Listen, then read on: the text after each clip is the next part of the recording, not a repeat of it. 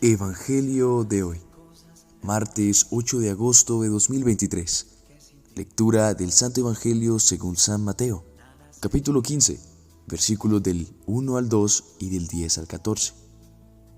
En aquel tiempo se acercaron a Jesús unos fariseos y escribas de Jerusalén y le preguntaron: ¿por qué tus discípulos quebrantan la tradición de nuestros mayores y no se lavan las manos antes de comer?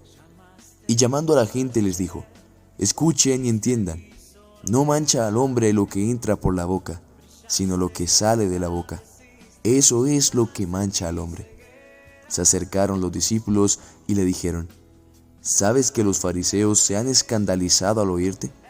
Respondió él: la planta que no haya plantado mi Padre Celestial será arrancada de raíz. Déjenlos, son ciegos, guías de ciegos, y si un ciego guía a otro ciego, los dos caerán en el hoyo. Palabra del Señor. Gloria a ti, Señor Jesús. En el Evangelio de hoy, los fariseos se le acercan a Jesús para recriminarle acerca de sus discípulos, pues estos no se lavaban las manos antes de comer. Algo un poco antihigiénico, la verdad, pero los fariseos no se referían a esto, se referían más bien a su tradición, pues en esta, tener las manos sin lavar al comer era símbolo de impureza. Y en parte, si hablamos de higiene, pues sí, tienen razón, pero ellos hablaban más de la parte espiritual. Y aquí el Señor los contradice. ¿Y de qué manera? Porque Él no solamente les habla a los fariseos, sino que se pronuncia hacia todas las personas que estaban alrededor.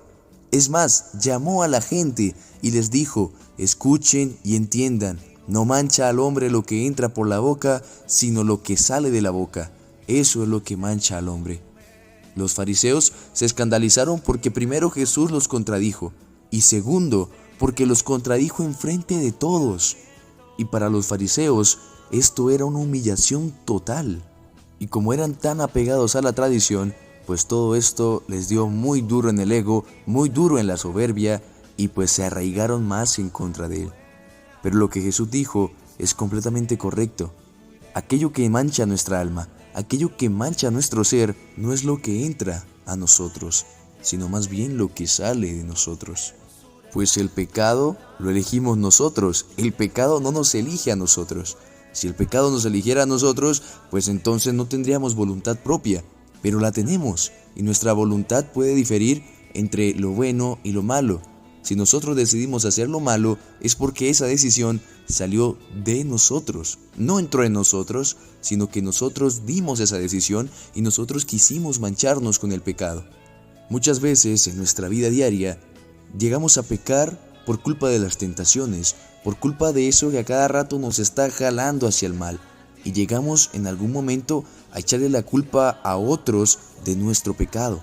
Por ejemplo, a aquel viejo compañero que nos invita a tomar, o nos invita a fumar, o nos invita quizás a la infidelidad también. Quizás cuando nos confesamos, en vez de reconocer nuestra culpa y decir: hombre, yo no debí acercarme a esta persona, yo no debí consentir lo que decía esta persona. En vez de eso, decimos: no, Padre, lo que pasa es que esta persona me hizo pecar, lo que pasa es que esto me hizo pecar. Pero no reconocemos la culpa. Lo que está afuera no es lo que nos daña. Lo que nos daña es lo que decidimos hacer con eso que se nos presenta afuera. Eso es lo que verdaderamente nos daña. Y debemos reconocer que nosotros somos los principales actores del pecado, los únicos culpables. Pues sin nuestra voluntad, el pecado no se hubiera dado en nuestra vida. No podemos echarle la culpa a las tentaciones de nuestro pecar. Sí, quizás estas motivan nuestro pecar, pero no es la principal causa del pecar. La principal causa del pecar es nuestra falta de fortaleza, es nuestra falta de convicción, nuestra falta de voluntad. Eso es lo que nos hace pecar. Y si no somos conscientes de ello, pues pecaremos y pecaremos y pecaremos cada que una tentación llegue a nuestra vida. Y luego en la confesión alegaremos con el Padre que fue culpa de tal persona, de la otra, de tal página web, de tal video, etcétera, etcétera. Lo primero que debemos hacer es reconocer que somos los principales actores del pecado. Y segundo, debemos arrepentirnos y buscar fortalecer nuestra voluntad. De nada sirve arrepentirnos y después seguir igual. Claro que no. Si nos arrepentimos es porque queremos cambiar. Y si queremos cambiar es porque tenemos esa voluntad. Pero si esa voluntad se va debilitando conforme las tentaciones van llegando, entonces no podemos hacer nada en contra del pecado, pues nosotros volveremos a ser los propios actores del mismo. Pero ¿cómo fortalecer la voluntad? Bueno, el santo cura de Ars lo decía y lo practicaba perfectamente. Humilla la carne, baja la carne y eleva el espíritu.